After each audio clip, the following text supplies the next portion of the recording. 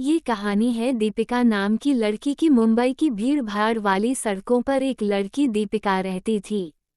पढ़ाई में होशियार लेकिन दिल से बहुत मासूम। उसकी जिंदगी किताबों और सपनों के बीच गुजर रही थी। उसे हमेशा लगता था कि असली प्यार सिर्फ कहानियों और फिल्मों में होता है। दूसरी तरफ समीर एक छोटे से गांव को छोड़कर मुंबई आया था। अपनी नौकरी और करियर के लिए दिल से बेहद साफ और जमीन से जुड़ा हुआ। दोनों की दुनिया बिल्कुल अलग थी। लेकिन तकदीर ने उन्हें एक कॉफ़ी शॉप में मिला दिया। उस दिन बारिश हो रही थी। दीपिका की किताबें भीग गई थी। कॉफ़ी शॉप में बैठी वह परेशान थी।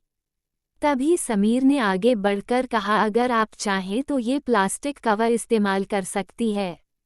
किताबें सुरक्षित रह जाएंगी। दीपिका मुस्कुरा दी।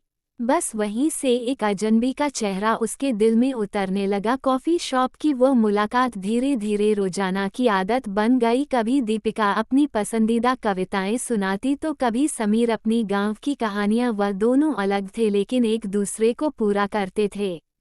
दीपिका ने पहली बार महसूस किया कि किसी का साथ सिर्फ प्यार नहीं बल्कि सुकून भी देता है। एक शाम इंडिया गेट की रोशनी में समीर ने हिम्मत करके कहा, दीपिका मैं नहीं जानता कि तुम्हें ये शहर पसंद है या नहीं, लेकिन अगर मेरी जिंदगी में तुम आ जाओ तो ये शहर मेरी सबसे बड़ी पसंद बन जाएगा। दीपिका की आंखों में आंसू थे। उसने बस धीरे से कहा, समीर तुम वो कहानी हो जिसे मैं हमेशा पढ़ना चाहती थी। लेकिन हर कहानी आसान नहीं होती। समीर को गांव वापस जाना पड़ा। पिता की तबीयत बिगड़ गई थी। दीपिका चाहकर भी उसके साथ नहीं जा सकी। कॉल्स और चैट्स के बीच उनका रिश्ता सांस लेने लगा, लेकिन दूरी ने उन्हें कमजोर कर दिया। दीपिका को लगा शायद ये सफ़र अधूरा रह जाएगा। एक साल बाद अचानक दरवाजे की घंटी बजी। दीपिका दरवाजा खोली तो सामने समीर खड़ा था।